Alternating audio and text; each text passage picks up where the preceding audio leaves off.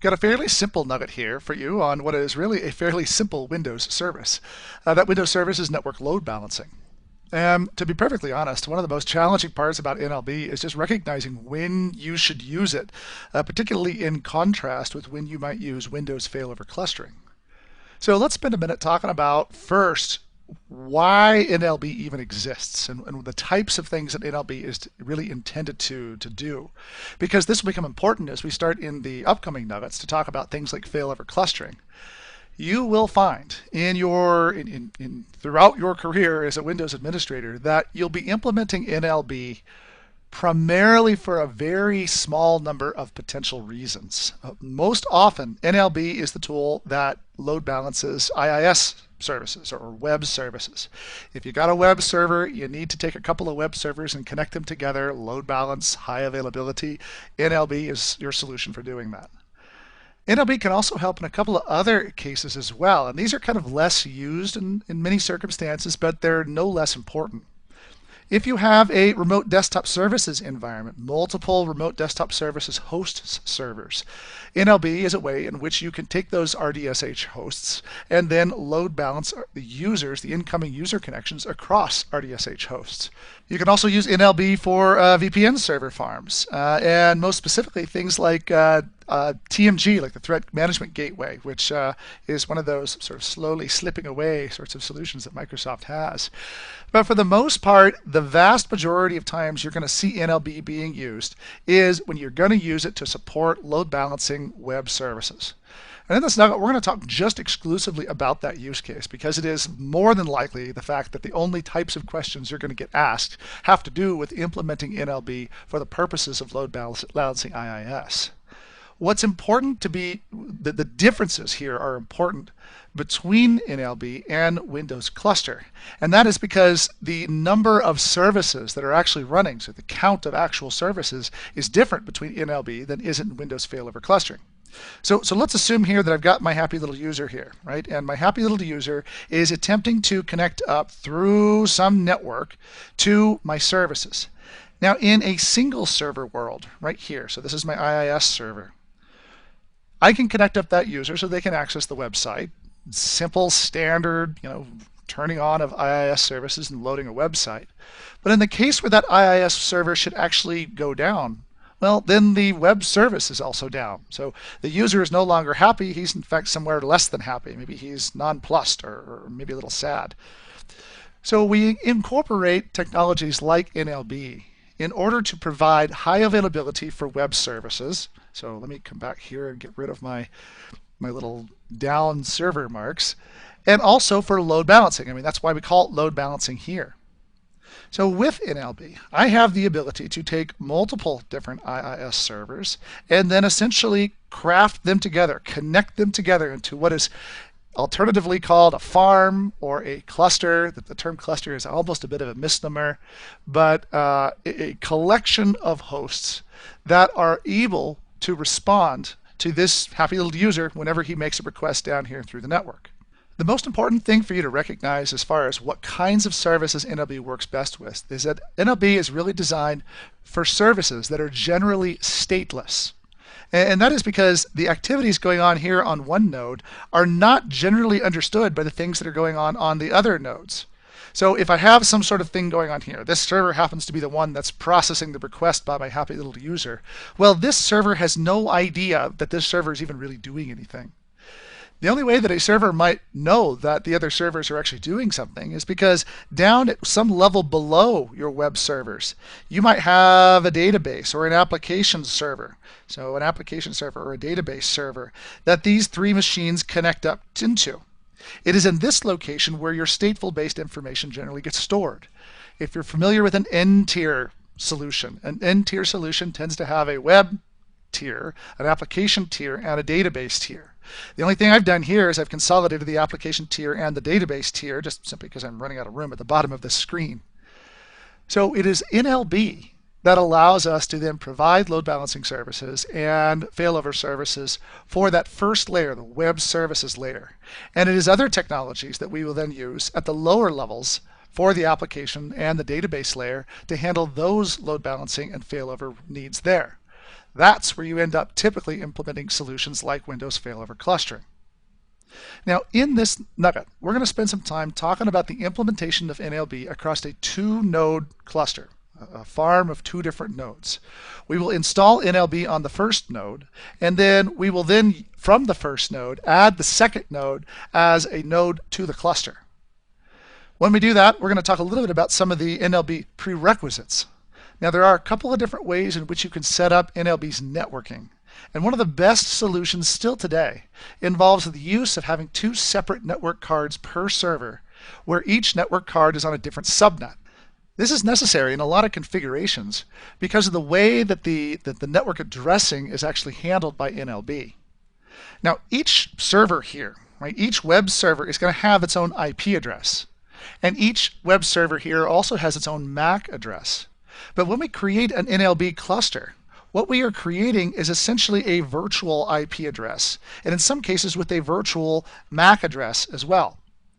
It is because of the way that we create these virtual IPs and these virtual MAC addresses, depending on the selections we choose, we'll talk more about that in a second, that will determine whether or not it's necessary for us to have multiple network cards and multiple network subnets. In this environment, we'll talk about how to accomplish that across multiple subnets, just so you can see what it looks like. When we also configure these NLB clusters, we have to define how we want the cluster to behave whenever incoming requests start coming in from multiple different users. Now, we have a lot of different options in which we can do that. These options, one of which can be determined through what is called affinity. And affinity is just simply a configuration that we define across our NLB servers to say how sticky do you want this user's requests to be each time the user makes a request for a new web page. If you want that user to constantly be going on to a different web server, well, then you can just disable affinity entirely. But if you prefer that this user always end up going to this server for one reason or another, and that the second user over here always end up going through to another server, you can accomplish that as well. So that's just by setting up affinity, and there are a couple of different rules for doing that. I've told you also that NLB is designed primarily for IIS, but it's also designable, or you can implement it, for other solutions as well, like RDS, like TMG, and so on. And so while you're going to see a lot of stuff that has to do with IIS, you actually have to define which ports you're interested in load balancing. You're generally not going to find yourself load balancing every single TCP or UDP port on a server. That's generally not what's done. No, instead, what you're looking for in the IIS case is for load balancing, for example, TCP 80 or TCP 443, if I'm depending on if I'm using HTTP or HTTPS. So if you're using RDS, you're going to use 3389, which is the RDS port. The other solutions have different ports. You need to know which network port you plan on load balancing whenever you implement an NLB cluster. We'll also talk about how to configure the operations mode, which I'll talk more about in a minute, and a very quick note here on upgrading an NLB cluster that I will save for the very end. Now let's pop over here into our environment. I am here on a host nlb1.company.pri, and I want to show you that I have another host here called nlb2.company.pri as well. Now, in both of these cases, I told you about the fact that one of the requirements, depending on the configuration, is for you to have multiple physical network cards plugged into this server, and then those network cards to be on different subnets. This can be a production subnet as opposed to a management subnet, or it can be just two different subnets that you have for your production data center. This configuration with multiple subnets provides the most workable solution without some of the idiosyncrasies you can see with only having a single NIC. You'll see that I have here one NIC on the 1 net and one NIC on the 2 net. Now I know in nuggets previous to this one we had all those different networks that were associated with different geographic locations. Let's just ignore the fact that we've set those up for now because we want to focus just on a single site.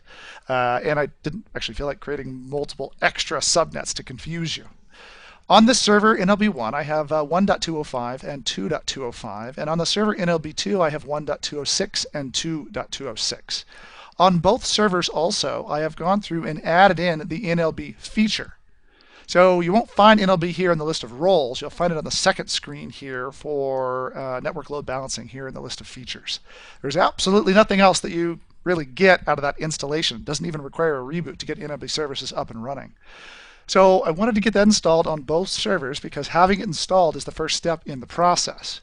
once it's installed, you'll find the Network Load Balancing Manager tool that appears here in your list of tools. This tool is kind of a curious one because as the years have gone on and the iterations to the Windows operating system look and feel, the NLB Manager tool is one of the ones that just almost hasn't changed at all from its earliest days. I mean, back in the NT4, Windows 2000, 2003 days, this tool looked pretty much like it does now.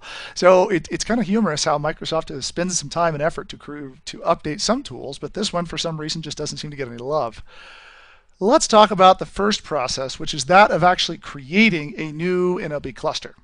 Okay, so one of the things we have to do here to begin with is simply to just start by creating a new cluster.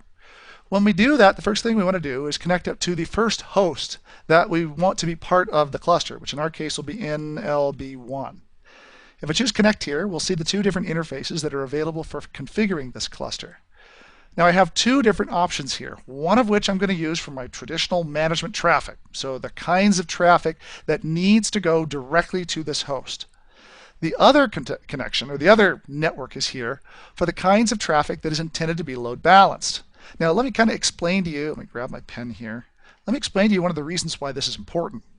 So let's assume then that I have my two hosts here. Right? Here's NLB1 and here's NLB2. And I've got this sort of virtual IP address that I'm about to create up here that I'm going to put it on the 2net. Well, and actually I also have these two network connections here that are on the 1net each apiece.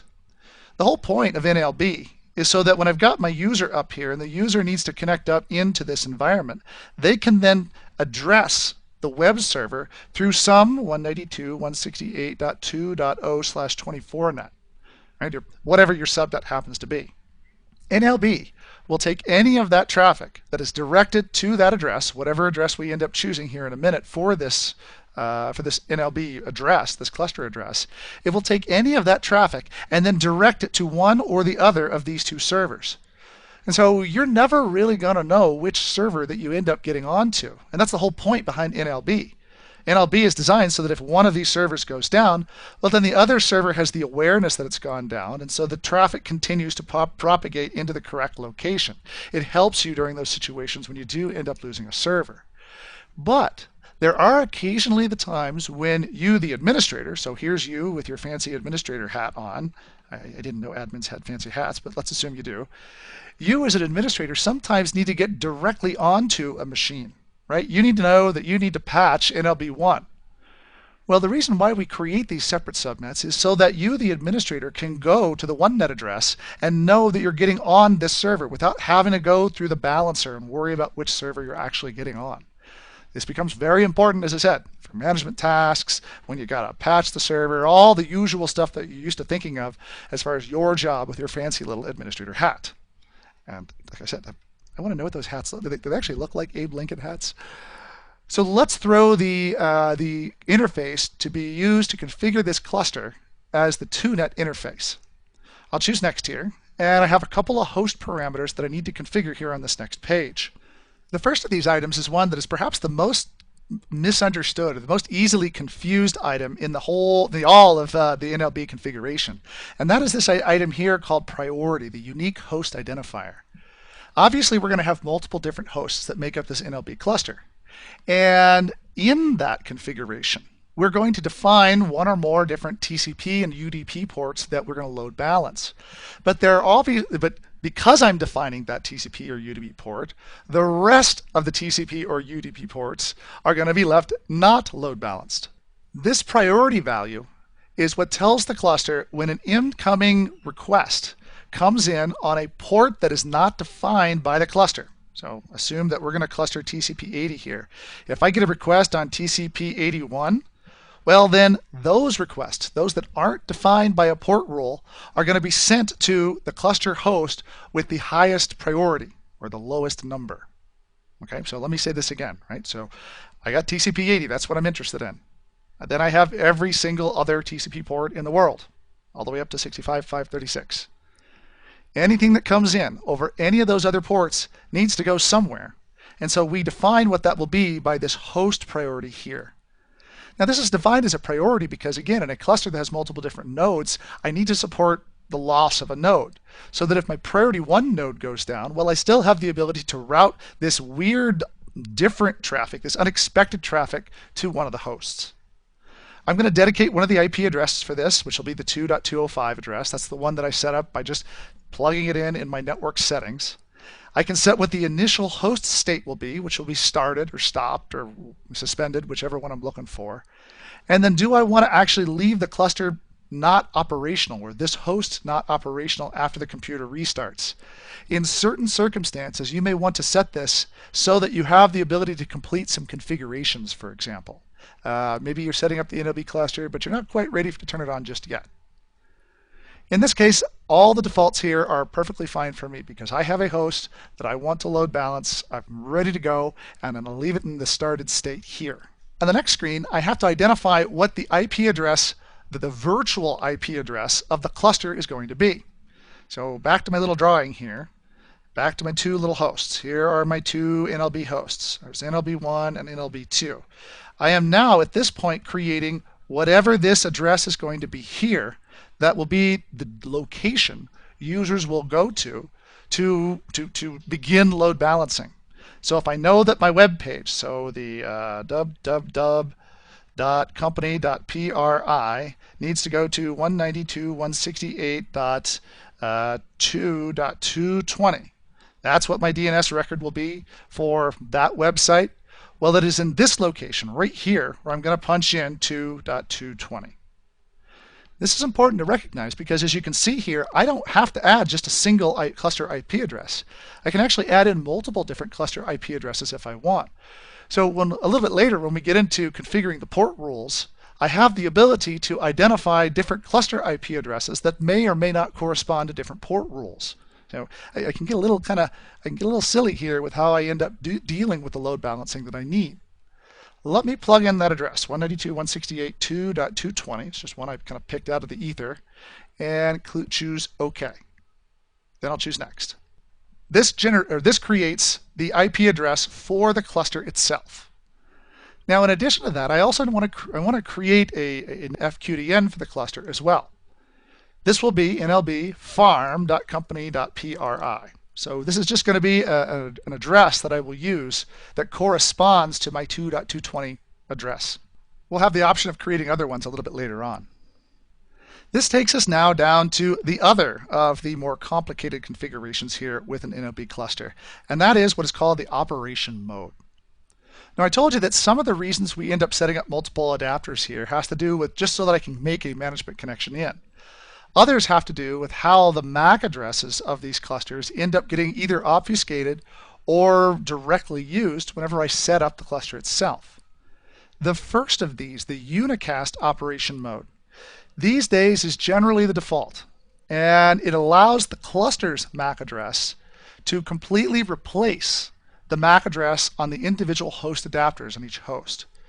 So, again, back to my little description here and my little virtual address here. We're not talking about IPs right now. We're just talking about MAC addresses. The MAC address here, so A5:B4:C3:, and so on and so on. This MAC address will be the one that replaces the individual MAC addresses down here on the individual hosts when I set unicast as the cluster operation mode.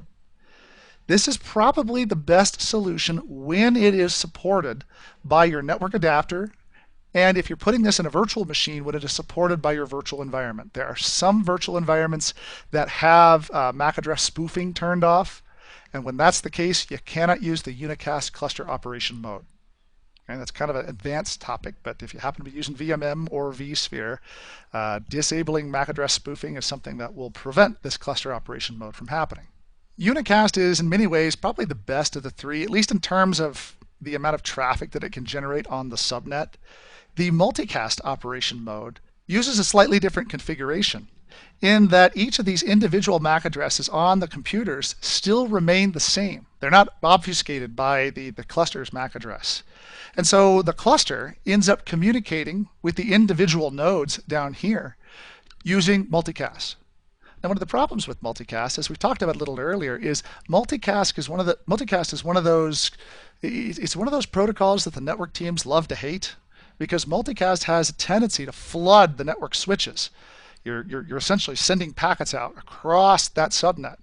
And so your network teams tend to not like multicast too much just because it can have a tendency to perhaps slow down the traffic in that environment. It definitely is a little bit chatty for the different machines that are talking in that environment. This can be mitigated somewhat if your routers and switches support what is called IGMP multicast. Now, IGMP multicast limits the amount of switch flooding that can occur by limiting the traffic to just the ports that NLB actually cares about. The problem with this is that some network equipment doesn't actually support IGMP multicast, and other network equipment, most other network equipment, requires additional configuration for IGMP multicast to even be turned on. So if you don't have a great relationship with your network team, you may not actually be able to get to them through to them the information that they need in order to turn on IGMP multicast, because there's some effort, there's some things that they actually have to do in order to make it work. Again, unicast is the best solution for most situations, except if your network cards don't support it, the MAC address virtualization piece here, or if you're not allowed to do MAC address spoofing because of a virtual environment rule or perhaps a security rule that's set into place. I'll set unicast here because it's just the easiest of these three to implement, because I control the network and I control the servers. It is in this next screen where we can then define which of the TCP and UDP ports that we want to manage or load balance here through our NLB cluster. By default, across all the cluster IP addresses, I'm actually now load balancing every single port, every single TCP port, every single UDP port. This is not a great configuration. It's really not something that you want to do. So what we want to do is then back this down just to the ports, the ports or port ranges that we're interested in load balancing. Now in our case, this can be port 80, so 80 to 80, or 80 or 443 to 443. I mentioned earlier that you can actually use this cluster to create multiple different cluster IP addresses and associate them with different port ranges. Whew, man, as a side note, my allergies have been going nuts this season, and so if I sound more like a frog than I normally do here in this series, I gotta tell you, the allergies are just killing me right now. Anyway, so please forgive the Kermit the Frog hi-ho portions of this nugget and all the rest of them here in this series for some reason. Where were we? We were talking about cluster IP addresses. Correct. So one of the neat parts about an NLB cluster is your ability to actually create multiple different cluster IP addresses that correspond to different websites or different TCP ports specifically.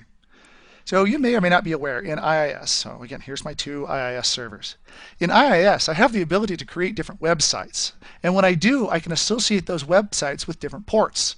So the default port for IIS is port 80. But sometimes you see other ports here like port 8080, so 8080, or port 8081 sometimes. Obviously 443 is an option. And within IIS, I can do some pretty fancy footwork to identify a port with a specific website. So anytime I come into port 8080, it's a completely different website than it is if I come in over port 80. It is here within the port rules where I can then take it one step further and define different cluster IP addresses to be associated with different port ranges. So if you're coming in over 2.220 and IIS is aware that you're coming in over 2.220, well then go ahead and load balance that port 80 traffic. That's what I'm interested in. Send it to all the different servers because they're all configured similarly. I need to identify the protocol, TCP/80 being the protocol most used for web. And then down here is where I have one other option for determining how I want to filter the clients that are coming in. Or actually, not there, right here. This filtering mode is probably the best option for a test question that you're going to see on this exam, because Microsoft has been testing on this filtering mode stuff since, I think, the beginning. The filtering mode is the mechanism, the configuration that determines how different users get mapped to different servers in the environment. Okay, so again, to draw. You're probably tired of seeing all these blocks. So let me create now 3 different servers. And I got my virtual IP up here, my cluster node IP. That cluster is dividing things out. Here's the network. And up here is happy little user number 1 with an extra leg, apparently. Here is happy little user 2, now down here. In the default configuration, you'll notice that the filtering mode here is set to single. This use of the single filtering mode does more or less a hash on the incoming IP address of the user that's connecting from the outside world. So maybe this guy's out at a hotel somewhere and he's coming in through 122.2.4.6. And this person is in a, I don't know, in an airport somewhere. So they're on 24.1.2.3. The single filtering mode will create a hash based off of the IP address coming in and use that hash to send that user to the same machine every time. Every time that user comes in, they're going to get directed to the same machine in the cluster up until the point that that machine happens to blow up. And then the hash gets reconfigured to point that user to a new machine. It's very important configuration here because it is by setting the filtering mode to single that gives you a little bit of capacity for statefulness on these IIS servers. This ensures that every time you come into the same server, if you set this instead to none, well then there is no hash and the user will go randomly to any machine in the environment. There's no way to tell which machine that user is going to end up going to. The third of these is the network hash. Now the network hash is kind of a curious one because the network hash will actually identify user or actually route users based on generally the first 3 octets of their address. So did you hear that? My voice is cracking like a frog again. Oof, allergies are crazy. The first 3 octets here are going to be 122.2.4 and 24.1.2. Now the neat part about network is that if you have, for example, a couple of different sites, so here we have our 3-site configuration with Denver and Phoenix and Las Vegas. A lot of times the network configurations between these are that in the Phoenix, the Las Vegas case, I might have the 2.0 site, the 192.168.2.0 site, and the 192.168.3.0 site. If I set this to network, this will ensure that everyone in the 3.0 site are going to end up on one of the servers, and everybody in the 2.0 site will end up on the other of the 2 servers, all the time and always until one of the machines dies. You have to be careful with this though, because in a lot of cases people end up implementing the network filtering mode and then having users that are coming in from the outside, so out over the internet somewhere. When those users are coming in out over the internet somewhere, more often than not, they're coming in through some sort of external proxy. And a lot of times those external proxies are going to be load balanced themselves. The problem is these external proxies, maybe it's at 10.1.2.3 and 10.1.2.4. The problem with these external proxies is that this is the same network as that. And so the network filtering mode can sometimes have some unexpected results based on if the IP address of the incoming users ends up getting changed as it bounces through some perimeter proxy. All this is probably maybe just a touch more information than you need to know for the exam. I would be aware that there are multiple different filtering modes. I can set it to none and it just load balances and it doesn't care. I would know that single does it by IP address and network does it by network address. That's probably what you need to know for the exam. But this gives you, again, a little bit more of the reasons why these exist. If load balancing is not your cup of tea, if you're really just looking for failover, whether you can set this down here to single host if you want. Single host is going to direct everything to a single host and then direct it to the next host whenever that host just simply dies. Or I can disable the port range. I'm going to set this to the default here, which is multiple host and single, because that's what I'm looking for this configuration. I'll click OK, and you'll see here that I now have the defined port rules. I could create more if I wanted to, and then choose Finish. Now that I've completed this, though, I want to go back into the configuration to show you how this view changes just a little bit. Let me come here to my first host, which will be NLB1. And there we go. Now we're up. And I want to view the properties on this host there. And take a look now at the cluster, let's see, the port rules view here. You notice something's a little bit different between this view and the view we saw just a second ago. In the view we saw just a second ago, we did not have these characteristics here for load weight or handling priority. You have to actually go back into the properties of the individual host to get these things configured. And right now it's disabled because we we've got the load balancing services turned on. You can imagine a situation where I might have bought a couple of different servers, one that is a tiny little server and one that is a big, beefy, powerful server. So this one has, this one has 5 times, let's make this easy on ourselves. This one has 4 times the amount of processing power that one does.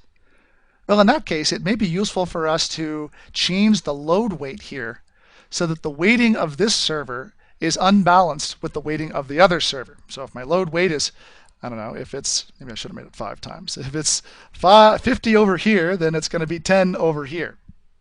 I want to divide these things out so that they're essentially, well, it wouldn't be 50 and 10, it'd be more like 90 and 10, I think. So 90 and 10 to divide those two out between the two servers. Setting the balance of these allows me to use dissimilar servers in this load balancing configuration. So I send more users to one server and fewer users to another. The other piece down here, the handling priority, is something that only is taken into account whenever I've set the single host filtering mode. I told you single host always sends every request to the same server over and over and over again until that server dies.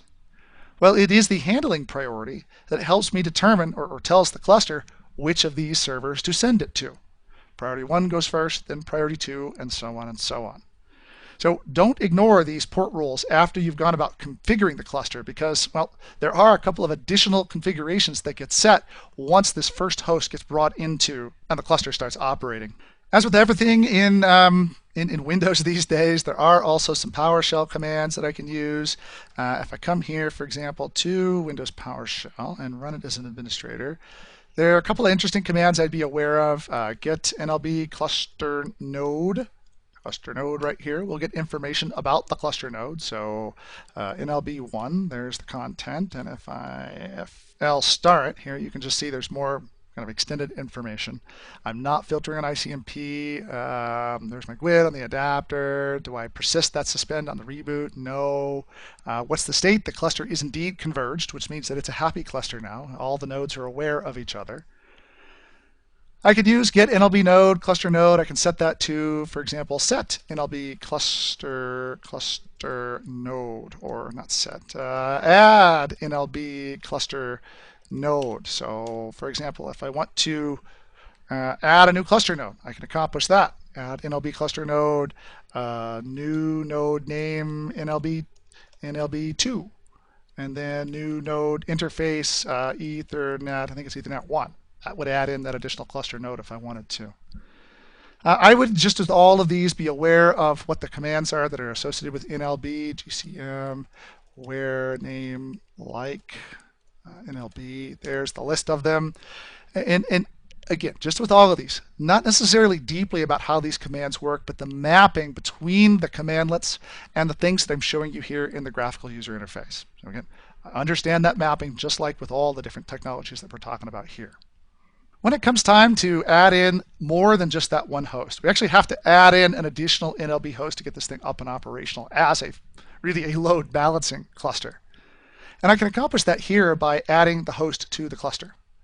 The process to accomplish this is really easy. nlb2.company.pri. Choose to connect. Once it connects over to nlb2.company.pri, I'll see the 2 different IP addresses that I can use. I'll use this 2net address here, set its priority, set the dedicated IP address, choose next, set the port rules that I'm interested in this host participating with, choose finish, and after a second or so, I should see that NLB2 then joins the cluster reconverges again onto both of these hosts, and then lets me see that I am successfully load balancing hosts between the two, or requests between these two hosts. After a second or so, yep, there we go. We have a happy little cluster here at this point. Very cool, very cool. Once the cluster is converged, and I got all the nice little green lights here, the cluster is now successfully load balancing the traffic that I've configured. But sometimes I may need to go about either upgrading the cluster or patching the cluster, or any of the activities that are necessary, the daily care and feeding activities of a Windows world. There are here built into the NLB console the ability to accomplish some of these cluster activities here under control hosts. I can start or stop the NLB service. This drain stop right here is one of the commands that I think you probably want to be aware of because you only ever see this here in NLB. And all drain stop is instructing the cluster to continue to operate until the existing connections that it's working with have been drained out. That the node will refuse any new connections. Any new client connections are going to go somewhere else, and it will complete what it's doing. Once you've done that, once you've turned it to drain stop, once all the connections are no longer there, well, then you can go about patching that server or rebooting it or even performing an upgrade. Which takes us to our last little point here, which is upgrading an NLB cluster. And there's a variety of different things that you probably got to know. You got to make sure that the cluster configuration is the same. You're going to have to go through the Windows upgrade process and make sure that the upgrade, you can actually upgrade that host. But the most important thing for this example is to recognize that it is possible to do a rolling upgrade on an NLB cluster. You can just simply take your multiple cluster nodes here, power this one down, use the drain stop command, and then complete the upgrade on this host, bring it back into operations, and then complete the second process on the other host. That rolling upgrade process makes upgrading a cluster a remarkably easy thing to do. So what have we talked about this nugget? We've talked about network load balancing and what is really a fairly simple solution. We went through the installation of NLB and configured some of its prerequisites, talked about the very important tasks of affinity and setting port rules, made some very important determinations here about the type of cluster operation mode that we want to use, depending on whether our network team wants to use multicast or whether we can actually use unicast, unicast being probably the best of the available solutions, and then spend a quick moment in here talking about upgrading that NLB cluster. Coming up next, we're going to shift gears and talk about Windows failover clustering, which, although it and NLB share the same word, that is the word cluster, is a completely different solution for providing high availability for completely different services. We're going to be working with a lot of different services here in these couple of nuggets coming up, but actually getting your failover cluster built, arguably the hardest part of the process, is the topic for our next nugget. So until then, I hope this has been informative for you, and I'd like to thank you for viewing.